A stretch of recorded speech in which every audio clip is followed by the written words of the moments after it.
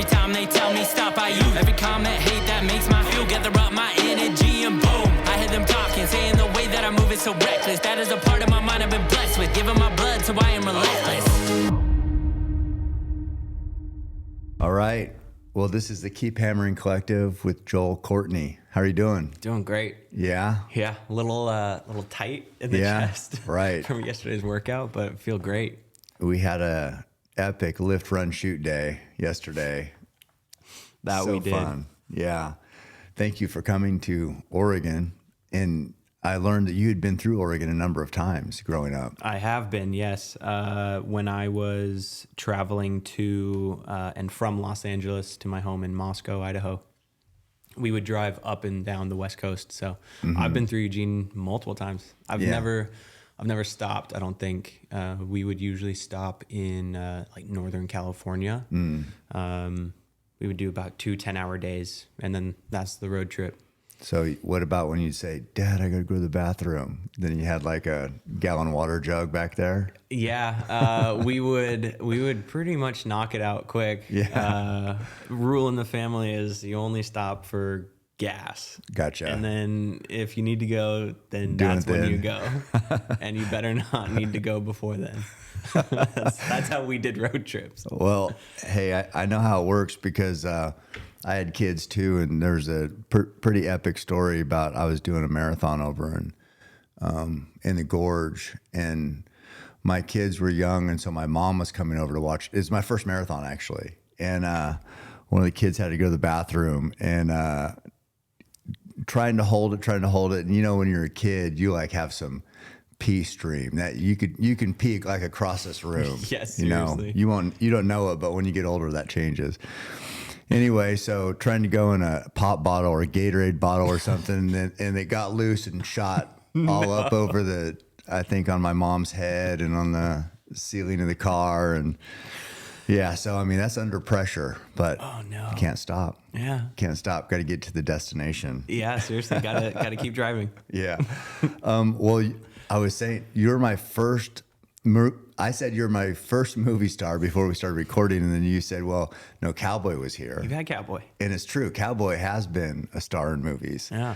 And but I mean, I don't know. You're kind of known your entire life, and essentially has been acting in movies, right? It has, yes. I started at the age of 14, and I'm 13 years into a career, which feels wrong to say. Right. Because, I mean, first off, I'm only 27, so like, that's just weird. Yeah. To conceptualize that is how long I've been doing this. And then on top of that, it's just so fun.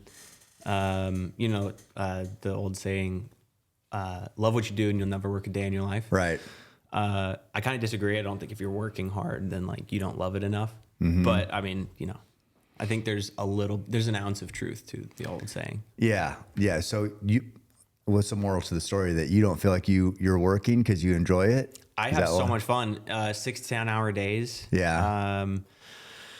14, 12. It doesn't really matter. They're just fun. Yeah. I have a good time. Well, that's awesome. It helps to have a good cast and crew, but I've always seen from my perspective that I can't control other people's experience on set. And so all I need to do is handle my mindset. Right. And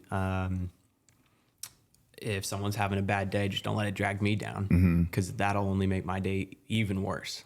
Because it is still work, you know. I mean, so for some people who maybe don't have your attitude, they're just going to work, right? And some days you have good days at work, some days you have bad days, some days you're not into it, some days you got things going on at home. So that does, for some actors, probably weigh in on the performance, I would guess, right? Absolutely. And from the acting side of it, we're babied. We are taken care of. Pampered a little bit. We are pampered to the max, and it just feels bad sometimes because the crew or the people that are working harder, they're there before us on set. They are leaving after us, and their days are longer. So when I say I have a 16-hour day, right, that means someone had an 18 to 20 hour day. Right. And so That doesn't have their name in lights. and they get no lights. Yeah. And not nearly enough recognition. Right. So I catch myself complaining and not being as maybe grateful or thankful as I should be. And then I remember those people that I meet that are working longer days and physically harder days. Acting is not very physical unless you're, doing Wick. John Wick. Yeah. We talked, yeah. I wanted you in John Wick 5 because I'm like, I think, dark hair, you're young. Maybe it's like we go back to the beginning of John Wick. So I got you cast there. Let's just sprinkle that out there and see what comes back. Put it in the universe. Yeah. Pray about that. No, I understand. I mean, that does make sense. Yeah. I mean, but your perspective is a pretty healthy one because a lot of people, they think how they feel is all that matters. But you have that perspective like, well, I'm actually doing this. I'm getting pampered. It is a long day, but look at all these guys putting in more time. And I mean, it'd be great if everybody could see the big picture like that. But even my perspective of the big picture is my way. I mean, someone else might see it a little differently, and there could be that could be valid in and of itself. True. Yeah.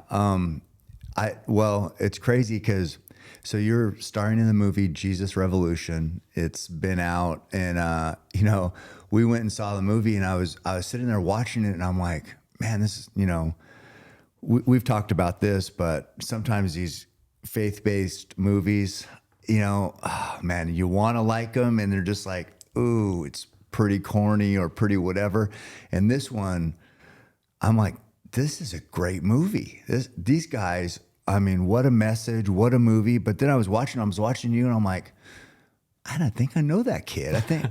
I think that kid might follow me. And so we're watching it, and then I come home and I look at my phone, and I'm like, oh yeah, Joel Courtney. This is I don't know if we'd sent messages before, but so I sent you a message and I said, hey, just saw Jesus Revolution, great job, and here we are. Here we are. Now we did a lift, run, shoot. Oh man, it's such a legendary day, and I have been following you for a while. I remember the first time I heard your name, I was watching Rogan's show, and he was talking to David Goggins, and there was some sort of race you guys were gonna do, and I think Joe was saying something along the lines of set a number. Right. You have to set a number if you two are going to race because you both are men that will not stop. Right, yeah. Unless there's like a number. Yeah, like, hey, we're going to run this far. Not open-ended. Yeah. Set a mile marker that you're going to stop at. Not run till death. I was like, who is going to run with David Goggins? And so then I went and found one of your episodes. I was like, okay, this guy is awesome. And I mean, it's been humbling. And just the best day yesterday. Oh, it was just great. So thankful to have men like you showing the younger generation how to do it. Oh, well, you did good. I mean, it was an epic day for sure. I mean, you shot the bow, first time shooting a compound, and you shot so well. It was amazing. I mean, at the bow rack, I could see that Wayne wasn't there, sadly. Yeah. That hurts. I was really looking forward to meeting Wayne and hearing some like wisdom from him. I know, and he loves to give it out, and he's the herd bull, so no better person to have it come from. But Trent did a great job with you. Phenomenal. The bow rack their staff is incredible, but so we got you set up, and I could tell how you're shooting, and I'm like, follows instructions well, just a kind of a natural with technique and shooting and watching that arrow go where it's supposed to. So I was excited, but then we got out at Wayne's and 100 yards just dialed in. Yeah. Watching that balloon pop was pretty sweet. One of the coolest feelings I think I've felt in a long time. We were saying it's like the most pure version of instant gratification. Yes. But it's not instant. Not really. Yeah. Not really, because it's earned. Right. We went to the bow rack. We dialed in the bow. We set it up. Trent got it locked in practically to the point where it shoots itself. Yeah. and that's just how good the Hoyts are. Yeah. And so getting to see the balloon pop, it feels like an instant gratification because you release and it's probably 2 seconds. Probably not even that. Maybe not even that because it's going so fast. Right. And then you see the pop and you're like, yes. I know. That's so cool. That's why I love to do it, because it's just that marker of success, and everybody, you can't help but smile, you know? It overcomes you. Yeah. Just like, it's an explosion of joy. Maybe you were acting because you're an actor. Maybe you weren't happy, but you like sold me on it. Is that what it was? Honestly, I didn't care that the balloon popped. I couldn't give. You know? Yeah. Well, good job. I bought it, hook, line, and sinker. I did want to say that. So this whole thing started with Jesus Revolution, and I mean how that movie has. I just looked this morning just so I'd have something to talk about here, but it was like over $50 million in box office. How sweet does that feel? It feels amazing. Yeah. And that is for multiple reasons. I mean, 50 million that's a big number. Yeah. So awesome. In and of itself, that's amazing. From another direction, we filmed for 6 weeks. And so I was on set every single day except for 1 or 2, I want to say. Yeah. And so being on almost every single day, seeing the crew work every single day, seeing the directors put in their heart and soul into this film, praying over it, seeing the producers put all of themselves into it. It felt really incredible watching the box office numbers go up, seeing the payoff for so many people's hard work. Right. For years. John Irwin, the director, he also wrote it. He's been wanting to make this film for almost 8 years. And so having a story on his heart for such a long period of time, I am beyond thrilled for him. Right. You know, to see this this piece of art that he is so passionate about and he's given so much time to be an enormous success. Right. And then also on top of that, the Hollywood projections for our opening weekend were 6, 7, maybe 8 million, maybe 8. Right. And then we hit 15.7 million in the opening weekend.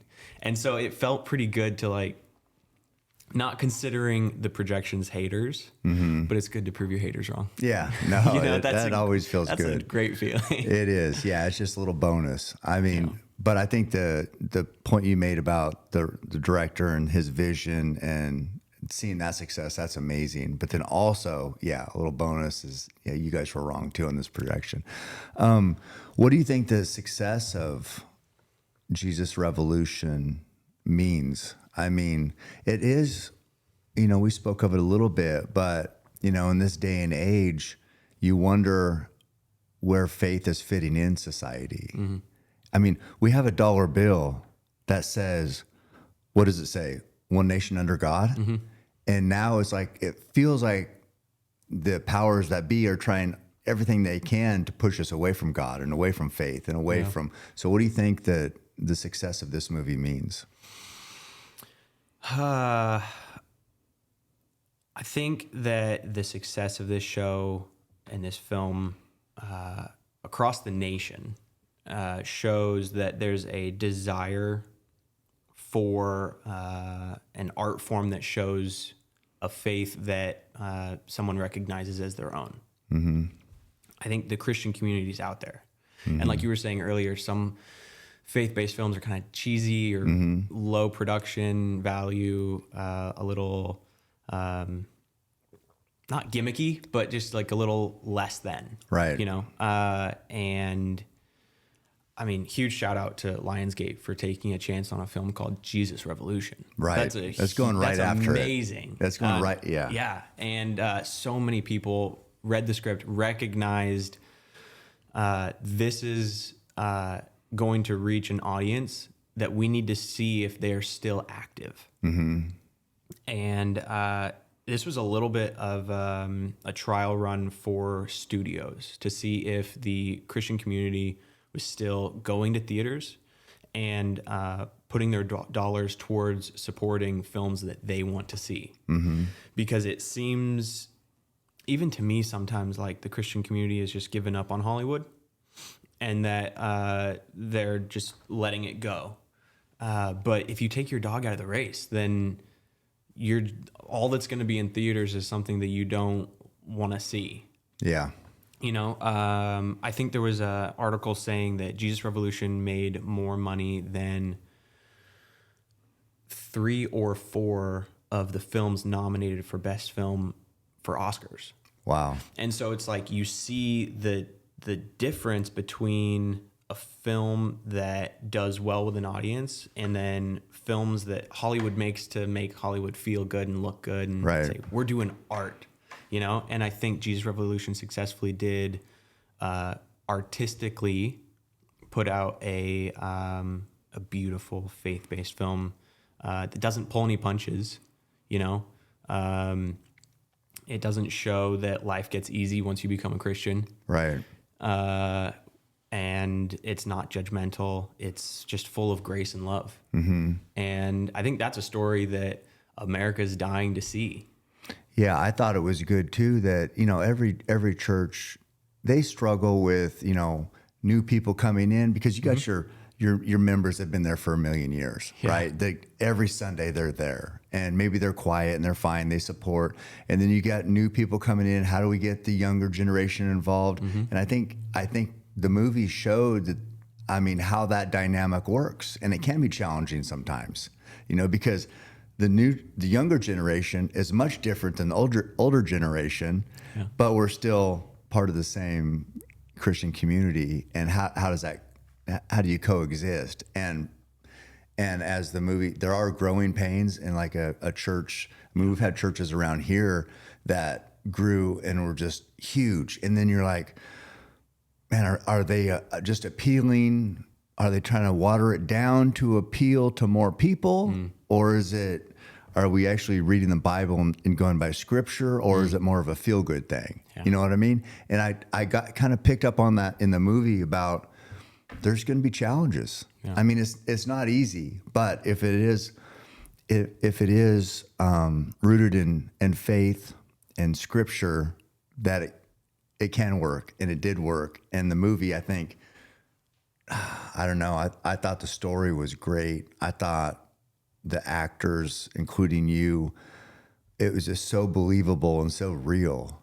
And I was curious. Now I know your story a little bit, but you are a Christian, and so that was a pretty natural role for you to play, it felt like. How about the other actors? I mean, do they feel the same about Christianity as you? Yeah. So I'm Christian. Jonathan Rumi's Catholic. Anna Grace Barlow is Christian. I mean, we all have maybe different ways of that we came to the faith. Mm-hmm. As everyone has their own individual and distinct story. Right. But I mean, the cast was full of Christians. And I think that is one of the reasons why it came across and was so impactful in the way that it was done. Right. It's true to the people making the movie. Yeah, it's true to us in a level that is achievable by a terrific actor who's not Christian, but comes so naturally to an actor who is a Christian. Right. Like we were talking about Prefontaine films. Yes. Where was the guy crippled? Not crippled. No, Billy Crudup. Crudup, sorry. Yeah. So he, looked like a runner. Yes. And he executed it well. Mm-hmm. I don't know if he's a runner, but, it came naturally to him. He even matched his stride, and he executed the mannerisms, role and mannerisms, and he ran like Prefontaine, right. Which is what you want to do. Mm-hmm. And so I'm not saying that you have to cast someone who's a runner to play Prefontaine, but it sure would help. Yeah. Right. Yeah. Yeah. And so I think the directors did a great job choosing who they chose, myself included. Very thankful. Well, I looked, when I looked up those box office numbers, it said starring, and you were the top name. That must feel amazing. It does, honestly. I'm not gonna lie. It feels incredible. It's an honor to be recognized for your work. That feels good. The trick is not letting it go to your ego. Well, you won a Teen Choice Award. So, you've been recognized. I did. Yeah, that's right. Oh man, that was forever ago. I forgot about that. Yeah. When I looked up the Wikipedia and it said, you'd actually been nominated for quite a few awards and won a couple. Yeah.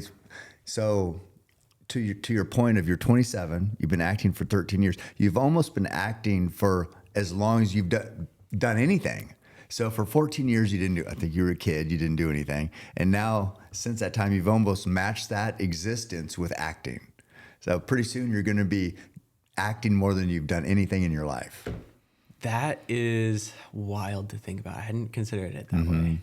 Yeah, it's amazing. I just, the Hollywood scene seems like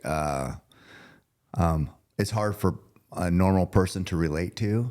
I mentioned it. I just watched a documentary on a child actor, and how was that growing up in the industry? It sounds like you've enjoyed the whole process, right? Has there been struggles? There have been struggles. It's very competitive to be an actor. You're living in LA and the whole city wants to be an actor. They want to, make it onto the big screen or be on TV, which has become extremely prominent recently. In the last probably 7 or 8 years, TV has really stepped up to the point where it is equally as prestigious as film. You mean like TV, like Netflix or like sitcoms? Like Netflix. Okay. Like short Streaming. series, 10 episodes only, really deep, dark, solid performances. It used to be that film was the goal. You would go through TV to make your break onto the big screen. Right. But now, you see people, The Morning Show with Jennifer Aniston, Reese Witherspoon. That show is wonderfully created, wonderfully done. The acting is terrific. The storyline is, it's spot on. I'm a little behind on it, but it used to be that movies was where you wanted to get to. Right. TV has become, fighting grounds. Yeah, for sure. And it's really cool to see. It's fun to be in that industry. And the industry is so weird. Yeah. And like you were saying, it's hard for people outside to see themselves in the industry. Yeah.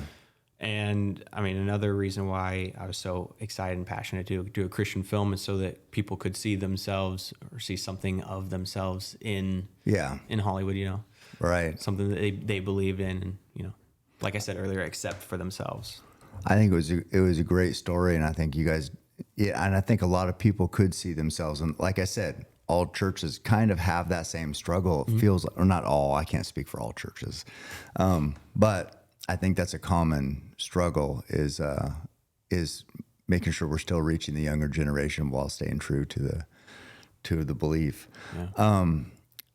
Yeah.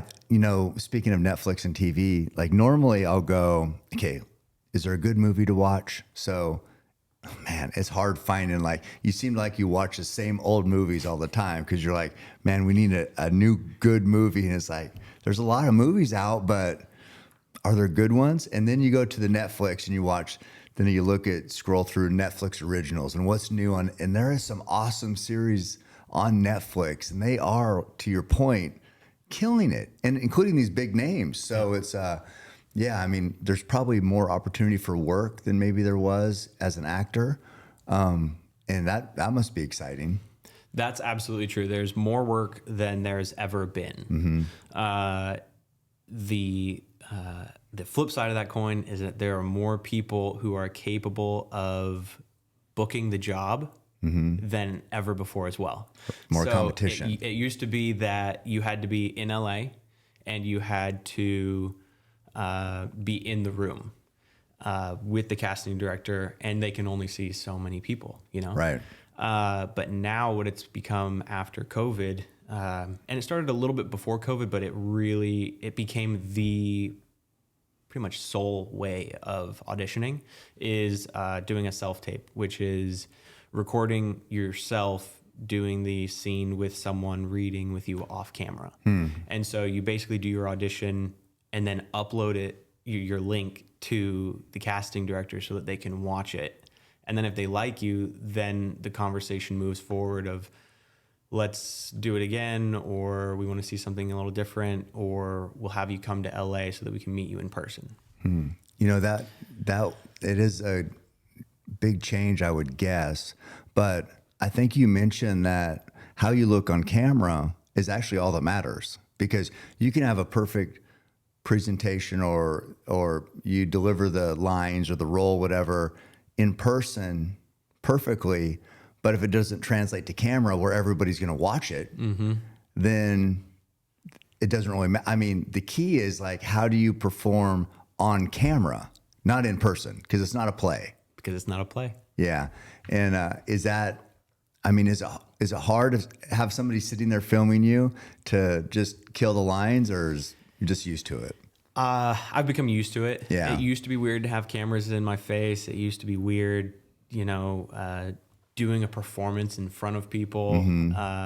But it has become an art form. It's become an outlet for myself. And I love it. And it goes great. My wife does all my auditions with me. She's terrific. So she films? We set the camera up, we roll the camera. Oh. And then she and we do the scene together. Gotcha. And then we'll cut the camera and like, was that good? We wanted to switch something up. Like, let's do it again. And then if we like one, we'll watch it. Be like, is this good enough? Okay. Do you think it's easier to do those with your wife right there doing it, or is it easier to get into the role when you know the director's actually watching? I mean, you can have more takes probably with your wife. Yes. Because you can just screw up, say, whatever, get frustrated. You can't be frustrated with the director. No, you can't. Yeah, it's not good to be frustrated on like a first time meeting some people. Yeah, interaction, and you're like, God, this guy's crazy. Like, not diva. Yeah. No, not this guy. But with your wife, you can, throw all sorts of tantrums, right? It's absolutely true. Yeah. She's awesome. And like you were saying, with multiple takes, I remember I was doing this audition and I was trying to do a Long Island accent. And it was an audition that I was doing with my wife, and it took me 2 hours because I'm just not great with accents. And so that was one of the great things about doing the audition with my wife. I got it down. Yeah. I got it pretty. Or you could work through it. Yeah, workable. I got through every single line, and it was give there, me a line. and it did well. What was a line? Oh, Let's no, hear I it. can't do it now. Come on. This was 2 years ago. I think you remember the line. I don't remember any of the lines. All I remember is you have to add a G, so you have to say like Long Island. Oh. Long Island. That sounded pretty good. But that's all I know how to say in it. So, but do you think it's like kind of false advertisement that it took you 1,000 takes to get this, and then you send it, and then they're like, oh, he's perfect, and you get there and you're like, okay, we're going to be here a while, guys. This is going to take me a really long time to get this right. This took a whole day to get this scene. One scene. Yeah. It took me 2 hours. Right. I could see where it'd be, because I know I don't do anything, but I do have to say some things like with sponsors, and I get so mad. I mean, if they watched me like on my screw ups, they'd be like, this guy's a lunatic. So, but then when you see the final result, it's just like, oh man, he did great. He did great. So yeah, it's like, I could see where it'd be, good in one aspect, not great in another. Absolutely. Long Island. No, try to say it again. I'm from Long Island.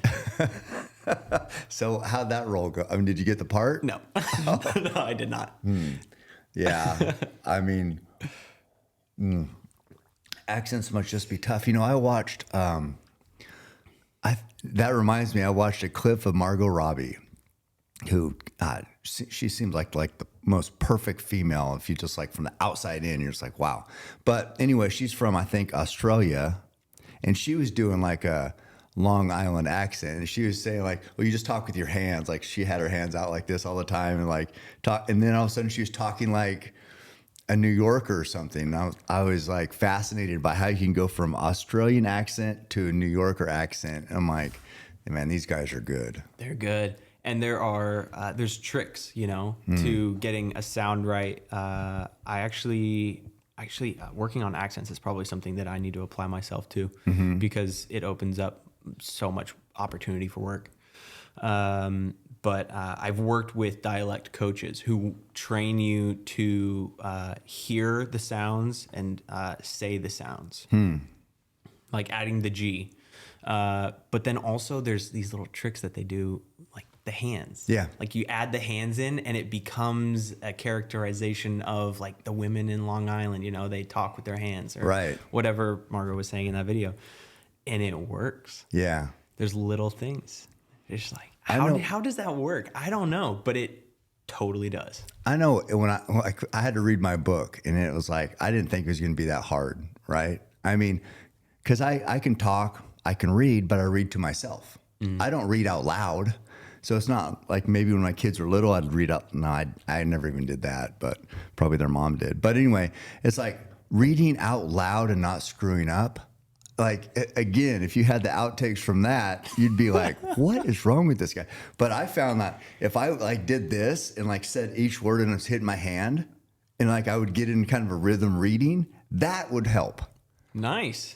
And I don't know why. I have no idea. No idea, but it works. Yeah, it was like this cadence. I had to get in a cadence of reading smooth, and if I didn't, it just didn't come out as well. Yeah. I don't know. It's weird how the brain, or maybe that was just me, but you saying that kind of reminded me of that. It's true. There's little things, I think, in like the psyche and a physicalization, that they're linked. And so sometimes if you link the physical and the verbal, physical and the mental, then it executes well. Right. And I have no idea why, but it works. Yeah. And besides, I really liked your book. I remember when you messaged me, I was like in chapter 2 or 3 already. I was loving it. Oh, thank you. It was really good. Thank you. Yeah, it's I probably wouldn't have done it, but the book publisher thought it would be a success, and I'm like, okay, I guess. Yeah. But I'm glad you liked it. I was thinking too. So I thought it was crazy. Your first movie you said was a Steven Spielberg movie, yes. Right? And then did I see where you also were in a Stephen King movie? I did do Stephen King's film, yes. Yeah, I mean, that's incredible being a young actor those are two iconic people right there. And you've been in 17 or so films, but what do you take away from working with icons in the industry like that? Did you have any course? Did you work with them, or was it mostly the direct? Like Spielberg was a director, but were you working with him at all? So Spielberg was actually the producer. Producer, okay. J.J. Abrams was the director of Super 8. Oh, that's still a big name. Huge. Yeah. He is. He's hard to keep up with. His mind is one of those that just never shuts off. You can see the cogs spinning, and he's just constantly working through problems and problem solving. And he's also such a people person. He has built this crew, at least this was my experience on Super 8, that he finds people that he likes and he works well with, and he sees that they respect people and they work well with others, and he brings them back to work with him again. Okay. And so he's put together on Super 8 this well-oiled machine. Probably one of the most like cohesive crews that I've ever worked with. They knew each other. They worked well. They've got so much history and experience with each other. It feels like a family. And that was my first job. So that was my first experience. Wow. How old were you then? So you were I was 14. 14. I was 14. Jeez. It's my first job. I had no idea what I was doing. It was like grabbing onto a train that's already going 60 miles an hour. Yeah. Getting like pulled away. And I've loved every step of it. What was that movie? What'd you do in that movie? What was your role? So I played Joe Lamb. He is the son of the sheriff, not the sheriff, one of the deputies in town. Okay. And there's a huge train accident, and me and my group of friends, we are filming a little Super 8 film to try to get it entered into like a film festival. Okay. And so the night we're filming, there's a huge train accident. Nice. And Good material. Good material.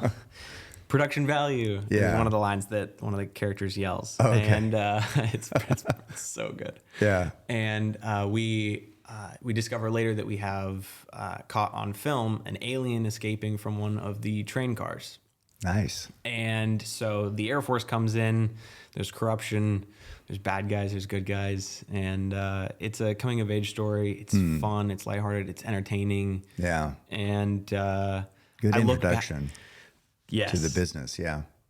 Well, maybe yes and no, because then I went to work on other films and I was like, oh, Yeah. it's not all like that. It's not a well-oiled It's machine not on always everyone. a well-oiled machine.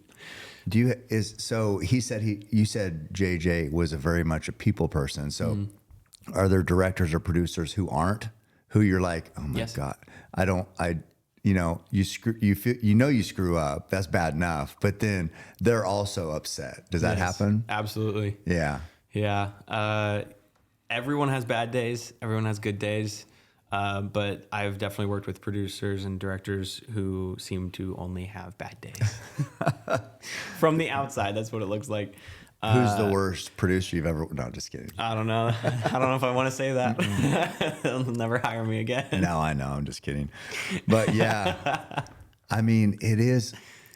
And again, I don't know anything about anything, but I know the more pressure you put on yourself, almost the harder it gets to deliver lines. So it's like, Absolutely. when you don't want to screw up, that's when you screw up.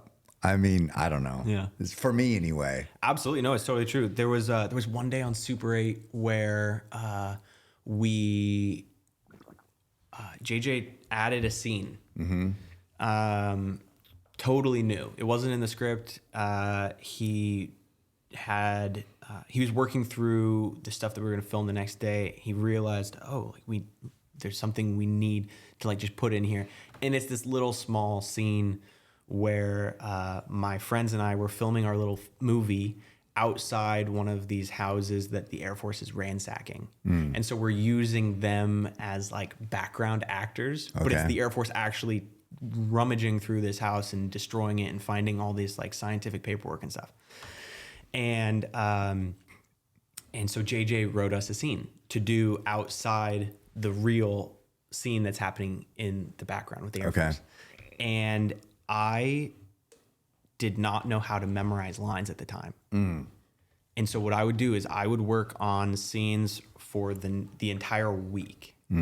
So if we were filming on Monday, I would know and start working on Tuesday, Wednesday, Thursday, Friday. So that by the time I got to Friday, it was ready.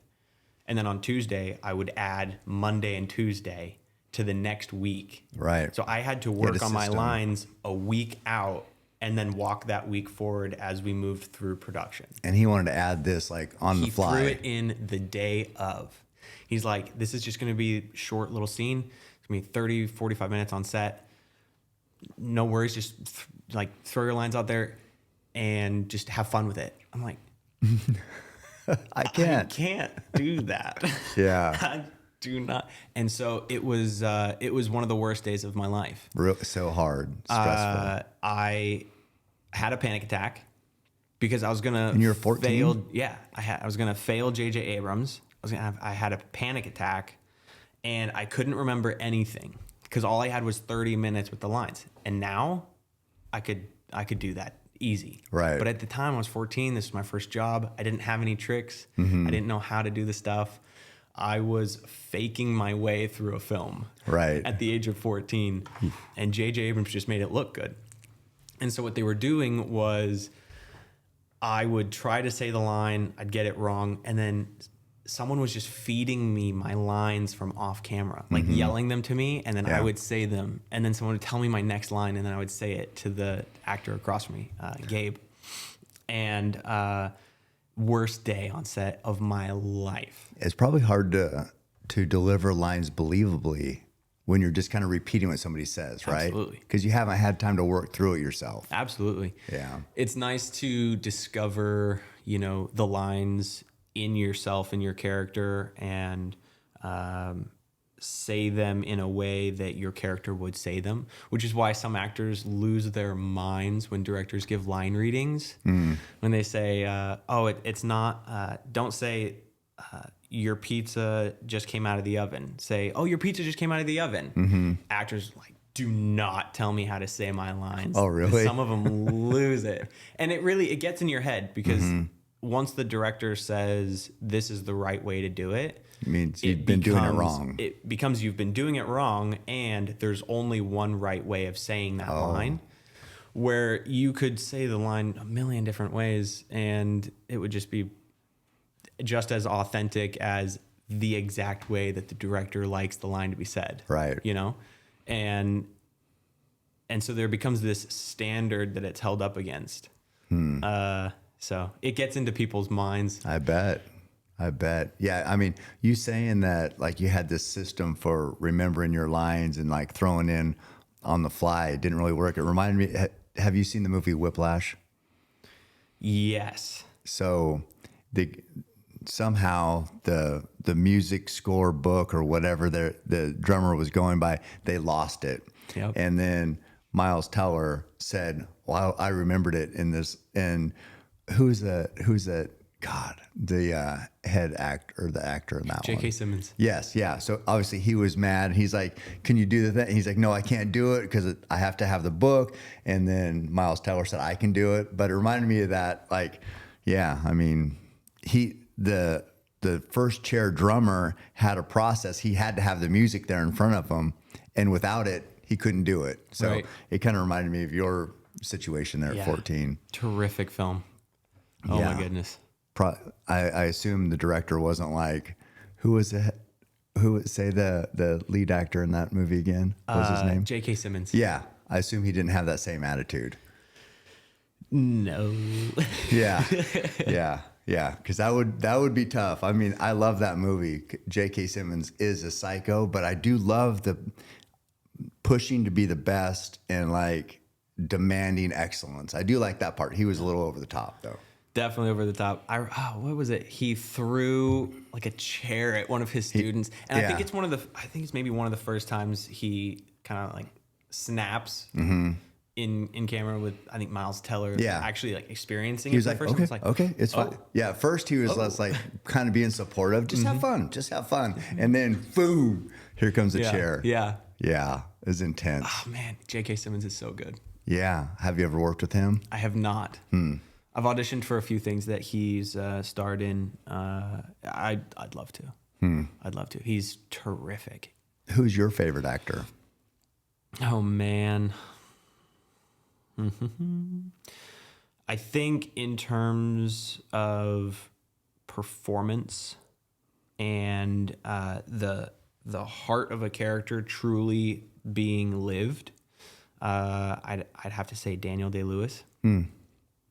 He brings people to life in a way that really prohibits directors from giving line readings, because Daniel Day-Lewis is going to do it better than the director would ever even attempt. Gotcha. And so there's a faith that when you hire him, you're gonna be getting the ultimate shot at a performance. And I think that guy gets Oscar nominations just for like joining a film. Yeah. because he's that good. Did you see the one where I think he was like, is something about oil? Yes, Let There Be Blood. Oh my. Oh, There Will Be Blood. Yeah, There Will Be There Blood. Will Be Blood. He was amazing in that movie. Amazing. Yeah. And just, I mean, when you talked about, when you mentioned him, his role in that movie came right to my mind. I'm like, I know exactly what you're saying, because he was so believable. And how could you, I don't know how you direct that. It's just like, he's the person in the movie. Like, it's unequivocally, he's that guy right there. Yeah. I don't know. And he is next level. He gets into it in a way that very few to no actors do, pretty much.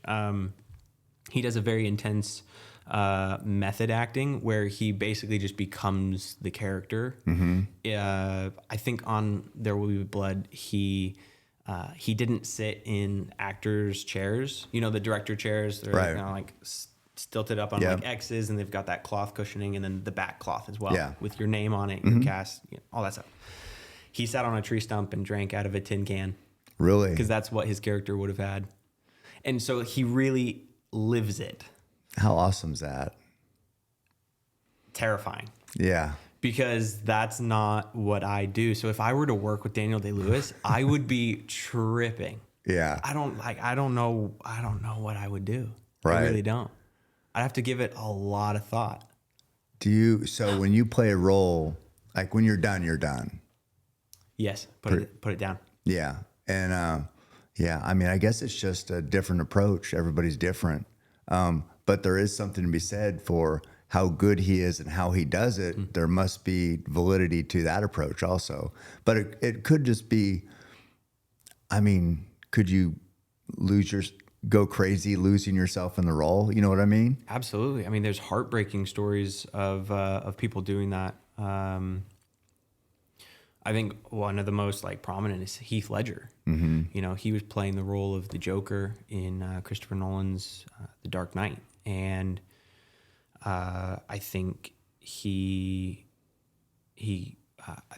overdosed on sleeping medication, if I'm not mistaken. I think a few different and things. And I think it was him trying to, like, after filming was done, I think it was just him trying to like put it away, like get rid of that darkness that he had kind of welcomed into his life and kind of lived in it.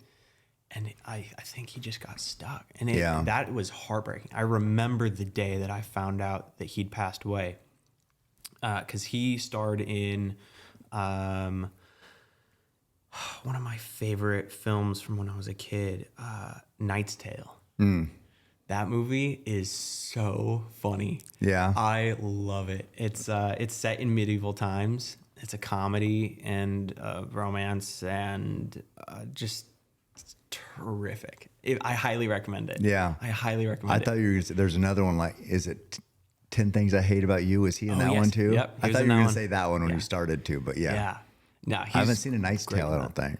It is so funny. Right. It is so funny. So he'd been one of your favorite up until, so you'd been following along, and then you heard he passed away. And I did. Yeah. Like, oh my gosh. Like, that was the first time where an actor that I was kind of familiar with and was aware of, we never knew each other. I think he passed away before I even started acting. But an actor that I was familiar with had passed away. I was like, that is crazy. And just so heartbreaking. And he gave maybe one of the most legendary performances ever. It's hard to conceptualize the role moving forward from him. Yeah. You know, Joaquin Phoenix has done an incredible job with it. Right. And I'm not a fan of the Jared Leto take. Yeah. But I mean, he screwed up pre Fontaine also. So oh no, that's right. He pretty much sucks at everything. He's given some terrific performances for sure. But I mean, yeah, taking I think there's characters and roles in film that really need to be like prayed about and taken on with eyes wide open. Right. Because if you're living in it and if you're giving the performance of a lifetime, there's a cost. Right. It feels like, I mean, Christian Bale could maybe go into that same category also, because he gets so immersed in the roles. And like you see his body transformation, I think in The Mechanic, he was 130 pounds or whatever it was. And then you see outbursts sometimes on TV, or not on TV, but caught on camera, where he's just, you know, a little unhinged, I think yelling at his mom before. But I could see that you get so immersed in these roles and these characters and these people who are usually deeply flawed, which is why they make a good character in a movie. Yeah. And then all of a sudden that's you, because that's all you're thinking about all the time. I mean, but it's the people who are the greatest at it who are, it feels like, are at the most risk, you know? Absolutely. Like I wonder, Joaquin Phoenix, another one. I mean, how has that affected him? All these roles he's played, Right. You know, it's got to be, as you said, there's a price. Right. There's Price to absolutely a greatness. price, and it is the price of greatness. It's there's this idea that the teacher at the acting studio that I used to go to in Los Angeles, I actually want to get back into the idea of abandon. How willing are you to pursue something to the point at which you could fail, but discover greatness? And there's this thing that some actors do where they play it safe. They're like, I know how to make this look good on camera. But there's a way of going about it where you don't really look great, but it is the most powerful way of doing it. You know, what's a good way of doing it? There's some performances, you know, when ugly crying. Yeah. So there's actors. Can you cry right now? If you're good at cry right now. You could? I could cry right now. That's pretty. Well, here's me not knowing anything about anything. When I'm like, okay, they're supposed to be crying. I don't see tears. Where are the tears? Where are the tears? But if somebody can cry and actually have a tear come out, you're like, for a casual like me, just like, oh, that's a pretty good actor right there. You know, that's how I determine whether there's a real tear or not. That's going to determine whether you suck or you're good. Yeah. To me, I think that. Well, here's the counter. Here's the counter to that. If you're in shock, you might not cry. yeah, If you're in shock, you might not cry, but you're feeling something and it's just locked. Right? You're in shock. You're stuck. right, Your brain is spinning, but there's practically nothing going on here. yeah, So like, let's say a character walks into their house and their dad is, been shot. There's a very real experience for that character where they just stand there for 30 seconds thinking, what? processing, What? right, And they're just saying like, Dad, get up. Dad, get up. No tears. Not yet. That'll sink in. right, But then there's also the direction the director could say, run to your dad, bawl your eyes out, and just like shake him. right, And like there's two ways of doing that scene. yeah, that's And true. so I definitely am like, oh, there's a tear, Yeah. But then also there's a way of, seeing experience and then also the way two different people would experience it. Because it's not me walking into the room and seeing my dad dead on the floor. It's this character. How would this character handle it? Right. Is this a tough guy who, holds back all of his emotion and that's the moment the dam breaks and it all pours out? Right. Or is this an emotional person who can't process it? You gotta think through the character. You gotta know your character. And even sometimes the directors are like, we're going to try this two ways because we're not really sure how we want this to go. Oh, I see. And so that's when you get to have fun. You get to try it different ways. You get to experiment. Also, in the moment, you can discover something great if you're playing for keeps. Right. Playing with abandon and just going for it. You mentioned something about ugly crying. What was the point you're going to make about that? Oh yeah. So ugly crying. There's actors who can, actually Anna Grace Barlow in Jesus Revolution. She has this superpower where she can just be, at any given moment, in about 10 seconds, she can get one, like that perfect tear Nice. that just goes, and she can control which eye it is too. What? I don't know how she does this. It's amazing. Yeah. But then she can also let herself go to the like powerful sobbing crying. Some actors are like, this is going to be immortalized on film and it'll be on the internet and on Amazon free for anyone to buy for the rest of time. So I want to look good. Oh, they don't want the ugly So they cry don't want face. the ugly crying face. Yeah. But if you walked in and found your dad dead on the floor, would you be like, oh no? Right. Or would you be Snot coming a out. mess and there's snot coming out Yeah. and like you're maybe gagging and like heaving from your system revolting, right? Being like, this, everything is wrong, and your body goes into a state of shock. And so there's some people out there who I question, like, You're worried is this about the this- good tear or this is legacy. this the ugly cry? Right. The legacy of it and the look. Yeah. Because, I mean, you can get one screenshot from a film and it's a meme forever. I mean, everybody has ego, right? Yeah, I mean, for sure. Everyone does. like when you're going to be a movie star, you want to look good, right? What part of movie? Yeah. So, I mean, I do get that, which makes you really respect somebody who will go all in and like, wow, I guess I never thought about it. Like, man, that person, they really look like shit. They must have really, really wanted this scene to pop. Absolutely. And you were talking about Christian Bale earlier and the way that he puts his body through transformation Yeah. for roles as well.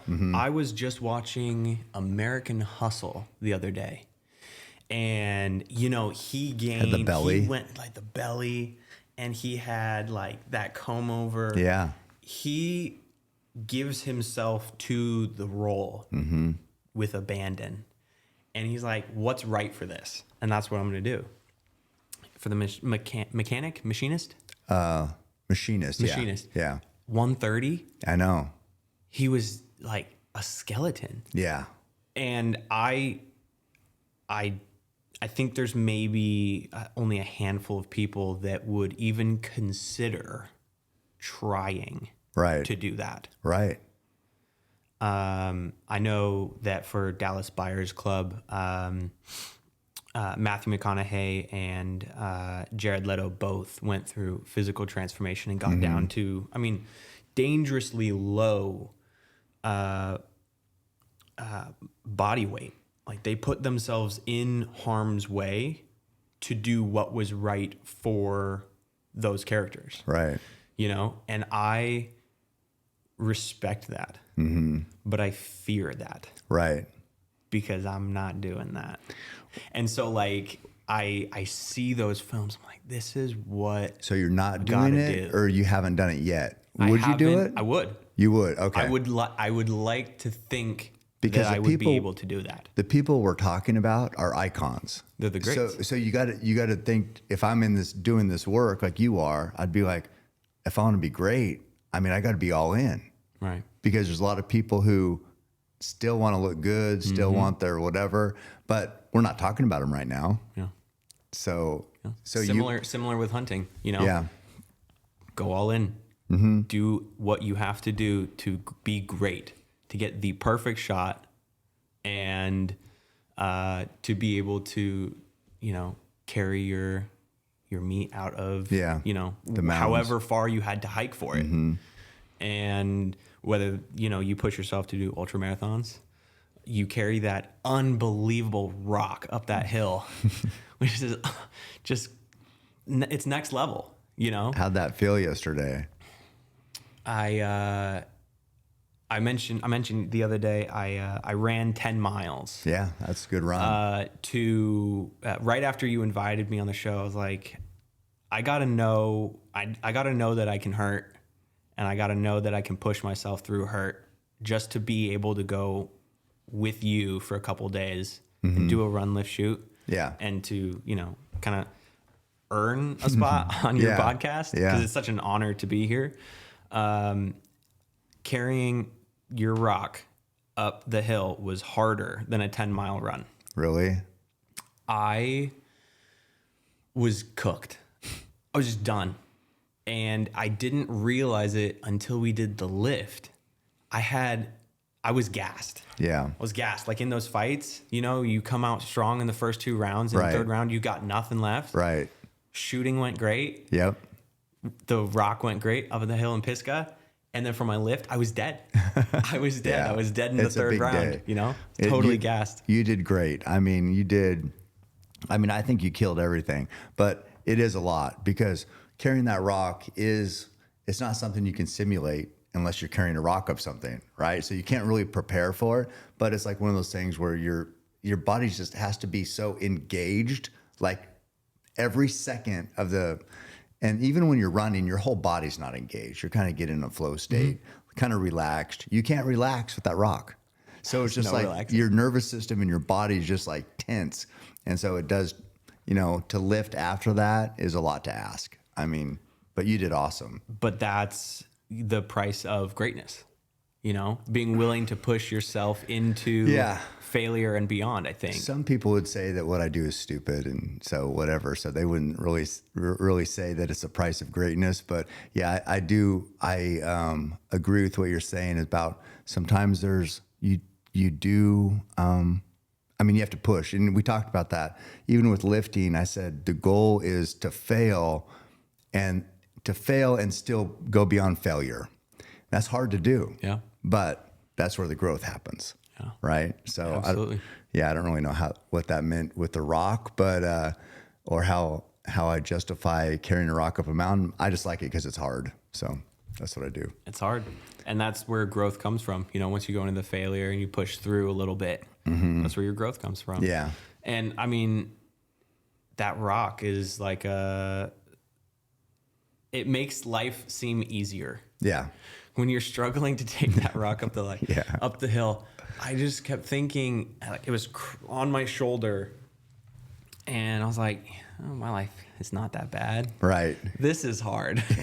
But there's things in my life that I consider to be an inconvenience or difficult or a hardship. Mm-hmm.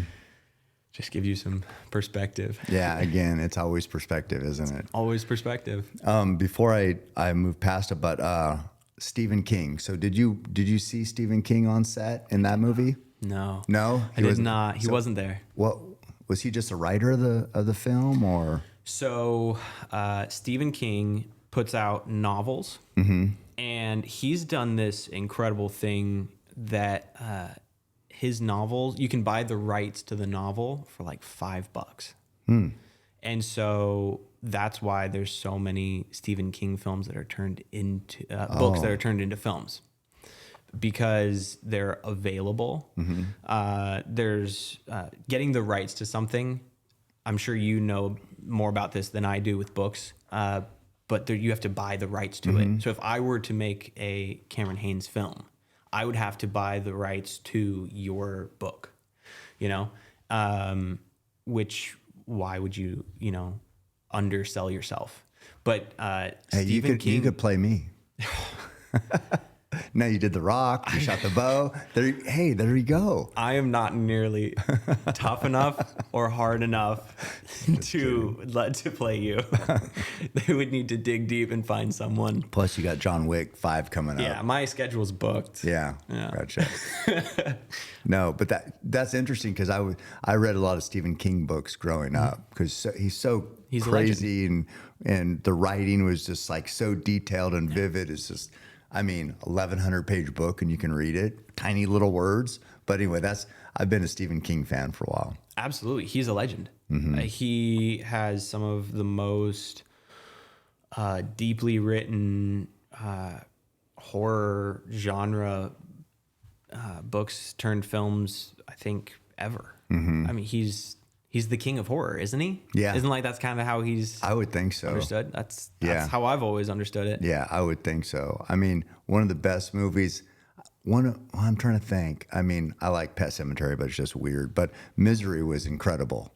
Misery with Kathy Bates and James Caan. Have you seen that one? Oh, I don't think I've seen Misery. Great movie. Oh my goodness. You got to watch that one. Yeah. But because she may have won an Oscar for that. Oh, really? Yeah. Okay. So good. I'm gonna have to look into that. Misery. I'm gonna look into that. Yeah, it's a classic Stephen King novel, but an amazing film too. But it's disturbing as you could guess. I'm sure. Yeah, yeah. So it's fitting here that this is Easter morning, and we're talking to Joel Courtney, star of Jesus Revolution. I meant to get to this earlier, but so how has your faith journey played a part in your career? And now it's like, right now it's accumulated with this role. I mean, just because that's your latest thing. But how has it played? And like, when were you saved? How did all that happen? So, just like a little testimony from my life is I was raised Christian. My parents are both Christian, and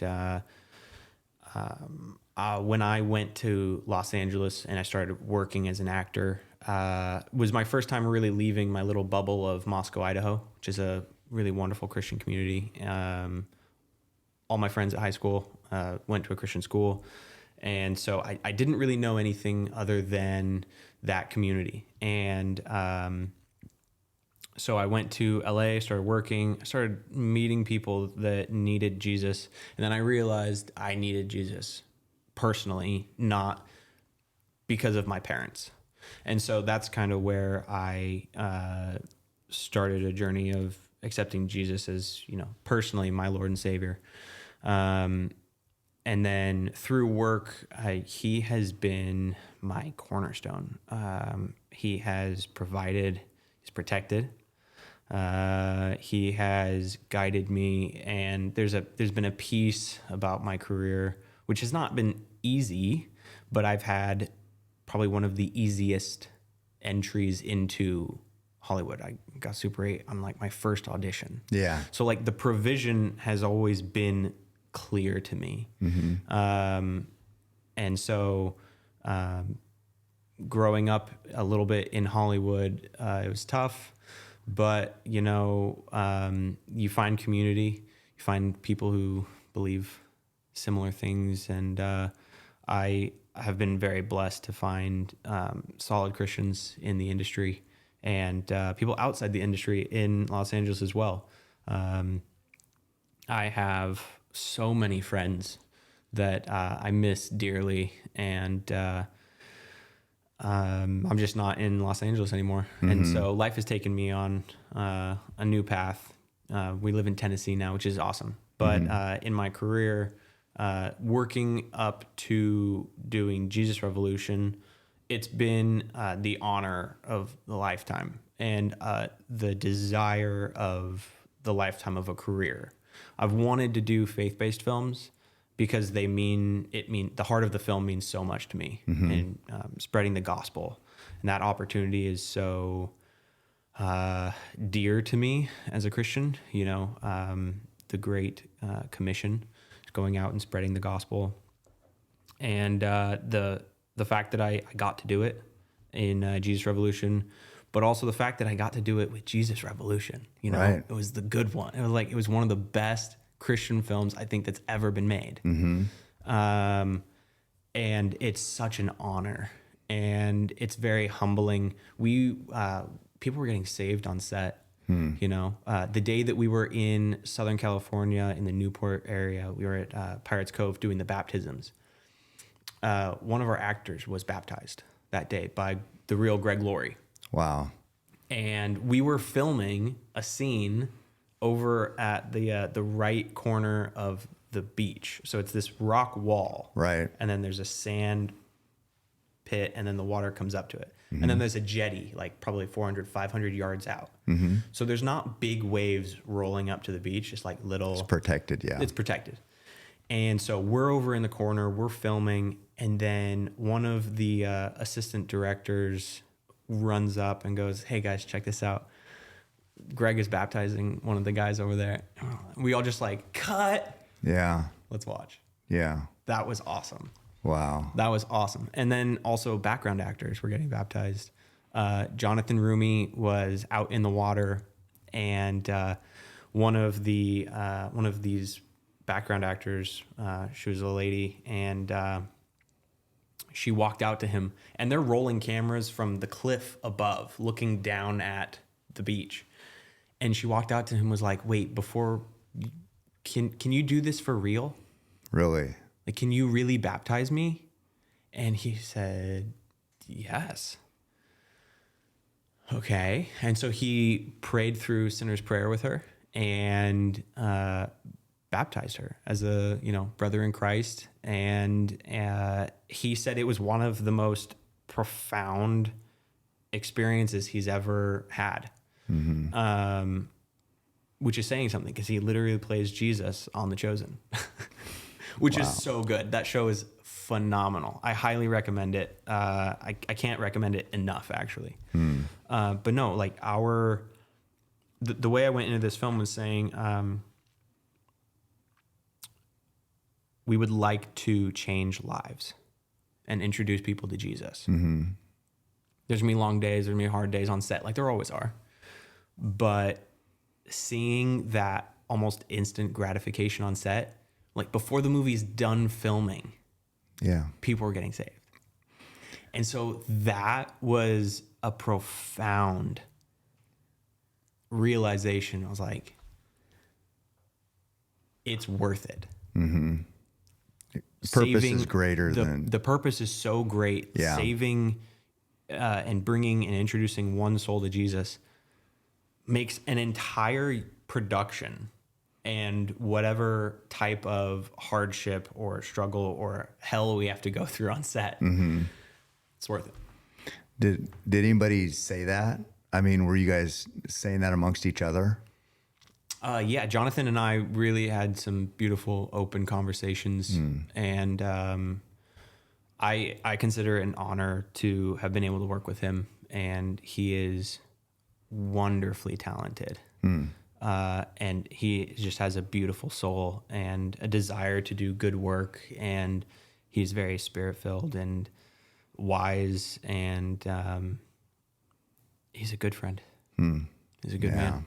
Yeah, that's great. What do you, I mean, not fate, I guess, because, what's fate, but how do you reason that your upbringing and being a Christian and then have it work towards this opportunity with this film? How does that, it seems like everything fell in line and you were the perfect person for that. How do you process that? I see God's hand all over my history. I loved doing theater when I was a kid. It was super fun. I had extreme stage fright up until about third grade. And then there was a flip. I was like, oh, this is fun. Like, I can't think about how scary like 75 to 100 people looking at me is. Right. I just got to have fun. And then my focus switched. So there was a flip about third grade. Plays became a lot of fun. And then in sixth grade, I played Puck in Midsummer Night's Dream by Shakespeare. And it was like the sixth grade version. We weren't talking in poetry. Wherefore, yeah, no. It wasn't that deep. Right. But that was the first time I really remembering coming to life in a role and kind of making it my own and having fun with it. And so there was another flip there. I was like, oh, that was a new experience. That was really cool. I liked that a lot. And it was Grandparents' Day. That was the day that we did the play. Yeah. And so obviously there was a lot of cheering. And I was like, oh, they're cheering for us and me. And it was really, so that was... Feedback felt good. The feedback felt good. Yeah. And then I continued to do a little bit of theater, and then started acting at 14. And so I see the Lord's hand all over my history, guiding me, teaching me, providing. I mean, It's not cheap living in LA. I don't know how people do it. Right. I sometimes don't know how I did it. I was provided for graciously, and so seeing almost my ability to bring the gospel into Hollywood, into the world, I see a lot of the Lord's favor on me, which I am humbled by. So I just feel so undeserving, to have, because I didn't earn it, I worked hard, but I didn't earn the Lord's favor. It was just graciously, lavishly poured over me so undeservingly. So do you feel an obligation to then spread the word because of that? Yes. Or is that how it works? Yes, and I love to. It's so fun and necessary. People need to hear the love that is God. Do you see people who have been blessed like you that then don't spread the gospel, don't spread the word? Like, and do you think that, man, you've been so blessed, it's kind of like your obligation. To me, I feel like, and again, I'm not trying to take your words, but I mean, I too feel like I've been blessed with more than I deserve. So it's like, you should want to give because of that. Yeah. But there's people who don't, obviously, right? Nobody says you have to, but it feels like the more you give, the more you're rewarded. And I mean, your life seems like that personified to me, because we keep saying perspective, but you do have a good approach to it, but also a deeply rooted approach in faith that the more you give, the harder you work, the more you receive, the more than you also want to give. Yeah. Yeah. I feel like the Spider-Man version of it is with great power comes great responsibility. And then that kind of being almost like a retelling of the parable of the master who gives talents and money to his workers. One guy was given 10, one guy was given 5, one was given 1. And I see myself as the guy who was given 10. 10 what? 10 talents of silver. Gotcha. Okay. And he lent it out and then got repaid. And when his master was back, he gave his master more than what he was given. And so I feel like as much as I've been given, I am called to work hard, plant a harvest and reap in what is given to me, and then pour that out for people and to be giving, because how much have I been given? Right. Yeah. I think that's the way to look at it. I'm not going to say that that's a right way. That is the way. That's how I see it. Yeah. And if there's a better way, I'd love to hear it. And I just that's how I see it. Well, I mean, I just know you'd have to know that. So you saw the one person who wanted to be baptized on set. But imagine how many people have seen the film. So, I mean, you were impacted by that one person, but millions of people have seen this film and felt the same way as that one person. That must feel incredible, knowing that you're having that impact on a society, but our country, especially now, that needs it it feels like more than ever. Yeah. That must feel incredible. It's mind-boggling. I try to think of it and conceptualize it, but it feels too grand to really like take in and hold that awareness in my head. How many people have, even in my comments, I'm posting about the film and people saying this changed my life. This broke my heart. I started reading my Bible. I started going to church. I apologized to my wife. Like these comments of people saying this thing that you were associated with fundamentally changed my life for the better. That's wild. Yeah.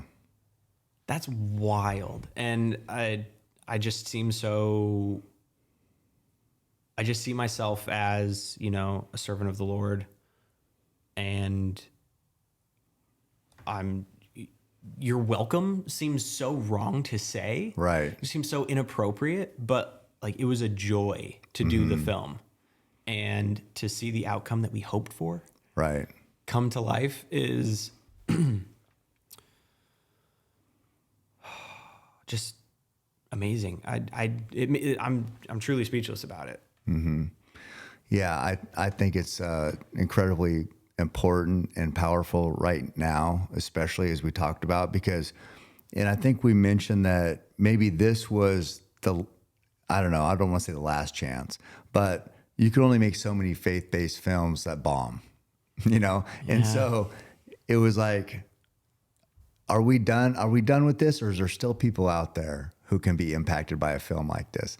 And it's just like, so it was like this tipping point where Hollywood was going to give up on this type of film. Like, no, we're past that. Society's moved on. Now it's, you know, transgender films from here on out. But, yeah, you know, I think there was a lot of people that saw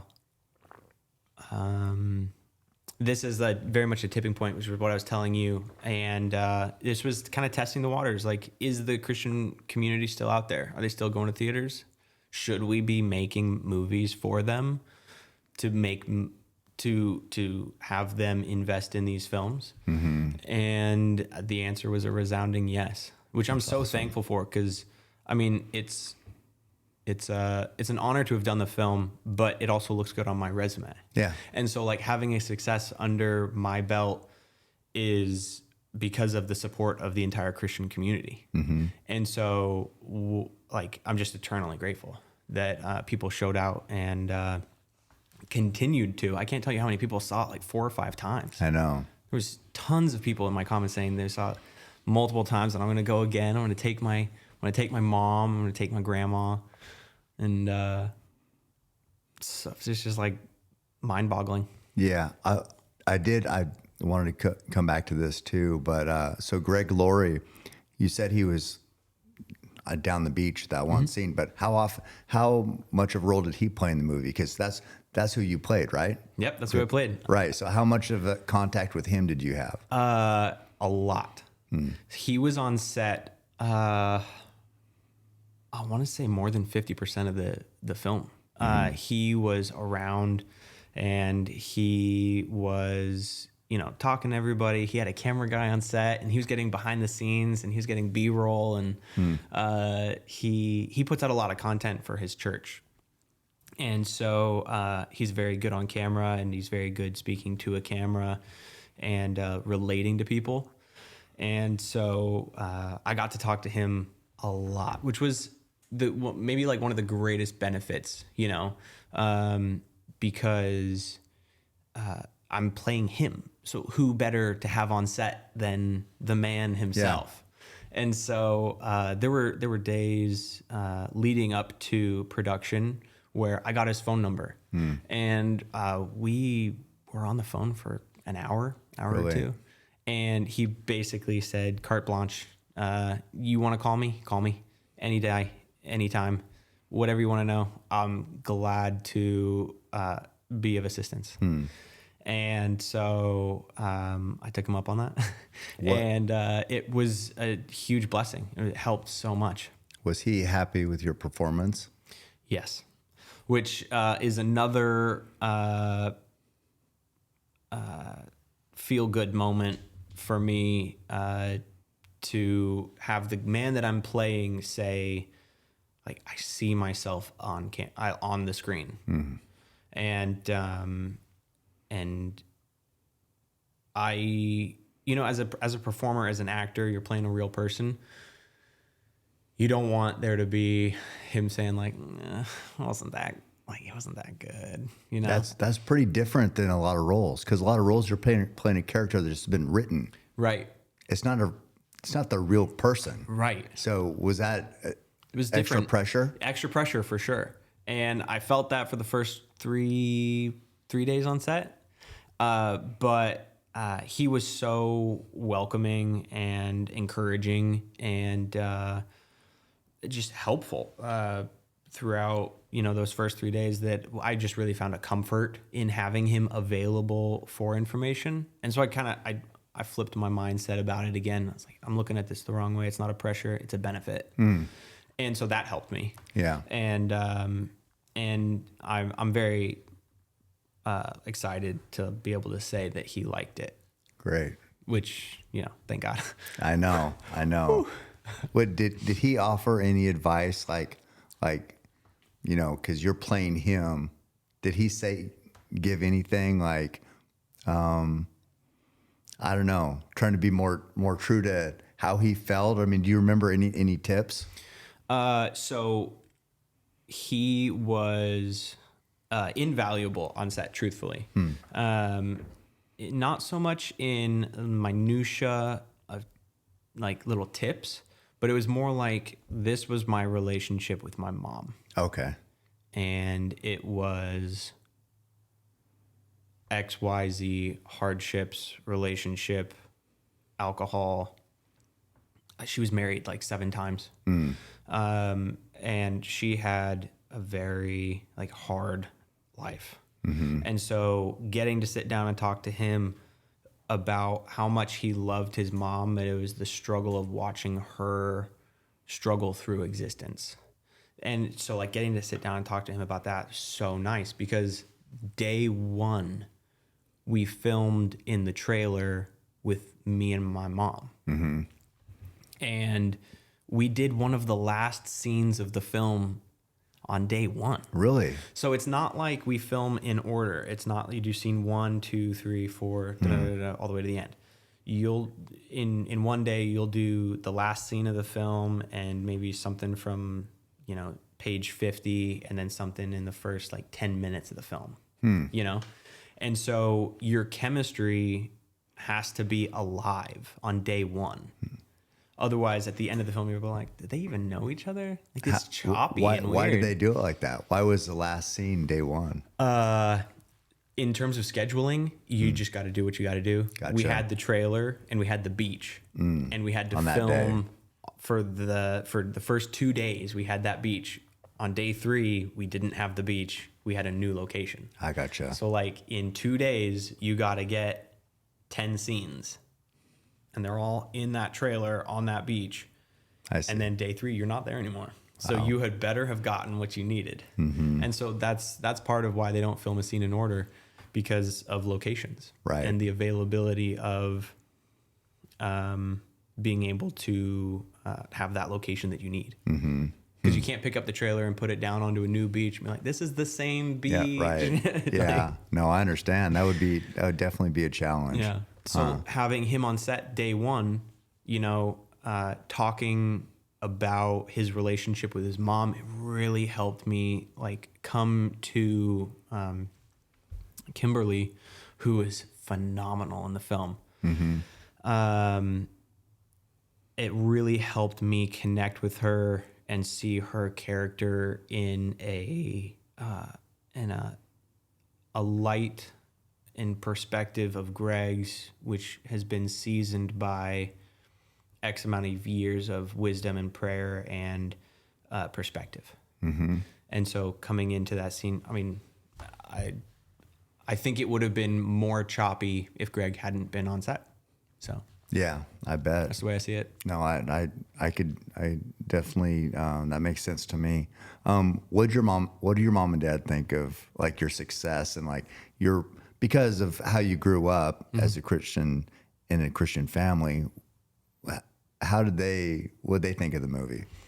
They've loved it. Yeah. I got to invite them to the premiere, and so they got to see it for the first time with me in Los Angeles at the Chinese Theater. It was so cool. Wow. And they have always been very supportive. Because they've made sacrifices too. Absolutely. For you to be where you're at. Huge sacrifices. So I started working at the age of 14. My brother was working as an actor for 3 years before me. So from the age of 14 down to 11, for those 3+ years or something like that, my dad was taking trips down to Los Angeles for 7+ years and spending the summer away from his wife, away from his daughter, away from his home. And he was helping his sons try to achieve a dream of theirs. Mm-hmm. I can't really think of a more selfless act in my life that I've experienced other than my dad. Right. And he really facilitated my career. And then he lived with me in Los Angeles until I was about 20, because there was crazy stuff happening in Los Angeles. There always is. Mm-hmm. But he was saying, like, I'm not ready to leave my 18-year-old son in Los Angeles By himself. Mm-hmm. This just doesn't seem great. Right. And so he set me up on a path to pursue my own community so that he could leave me with a foundation of Christ in Hollywood. Because he was my Christ-like foundation. He was my family that was with me. And then when my dad had to go, because he had to go. Yeah. I'm 20 years old, and Right. he's like living away from his wife and his kids. And like I needed to get myself together and start to execute my actions as an adult. And so I found community, I found friends, found Christ, like centered people in Hollywood and then outside of the Hollywood industry as well. And he was finally able to go home. And so I will never not be thankful. Right. Because I wouldn't be the man that I am. I wouldn't be as successful, or, I mean, just, kids make stupid choices, bad Right. mistakes. My dad really set me up in a powerful way and protected me through a lot. Yeah. I mean, you don't know what it feels like because you haven't been a parent yet. But I mean, all parents in their own way sacrifice. So for a parent, I'll put myself in his shoes, but to make those sacrifices, because I said all parents feel like they do, but to see it pay off, because a lot of parents sacrifice and I'm doing this for my kids, and their kids can't get out of their own way. And it's just like, they just don't have that success. It's like the parents like, all I want you to do is be happy and be successful. I've given all this, and for whatever reason, it doesn't happen. But for your dad and your mom and your family to sacrifice for you and your brother to chase these dreams, and then to see it also be success. And then also not just success, like not horror movie success, but Christian-based film success. That must just be unreal for them. Yeah, my mom was like crying through the whole film.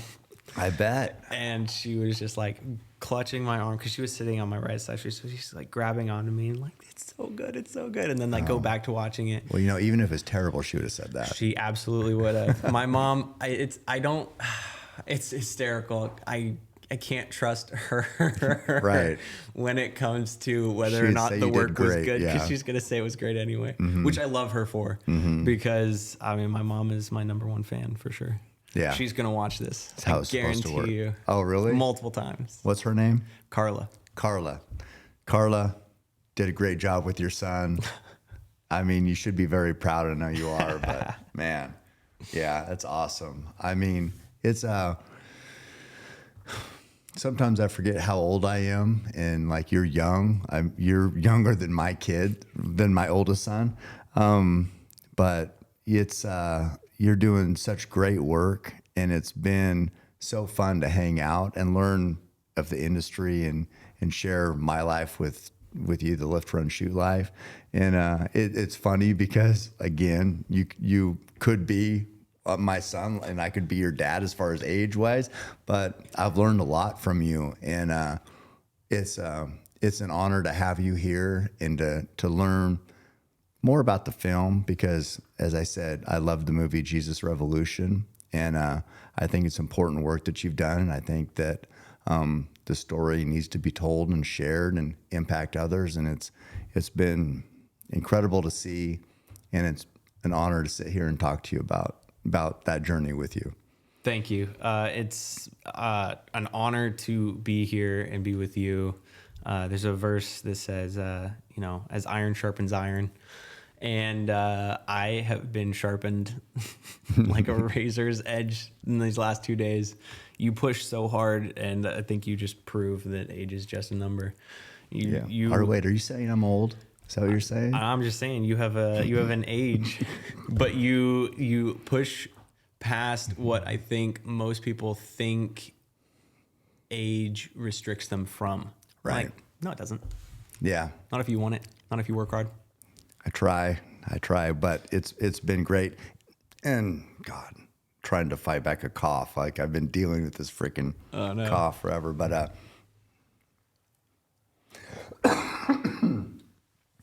we'll have to cut that part out, Tan. No, we don't. Actually, we don't edit anything. So that cough you can enjoy on your headphones as you listen to this. But how I end each show is like this. It's by saying it's a great honor to give you your own Hoyt, the Keep Hammering Hoyt right there. And I give that to outliers. And you are an outlier. So much respect for the work that you do. But there's your brand new Hoyt. You shot so well yesterday. So you're going to take that home and on the journey to becoming a bow hunter. Thank you so much. This is an honor. This has been an unforgettable few days, and getting to learn from you just what it is that you do and how hard you work. You push, and you don't stop. And I feel encouraged after this week to go out there and continue fighting and working hard. And this has just been a huge blessing in my life. So thank you so much for having me. And for this, oh my gosh, this is badass. Yeah, I called the arrows beautiful the other day, and you're like, they're not really beautiful, they're badass. Right. So I was like, I learned my lesson. This is badass. Yeah, semantics, right? I get what you're saying, but I can't wait to follow along on your journey, see more success from you. Thank you for coming to Oregon. Thank you. Appreciate you. Thank you. All right, keep hammering.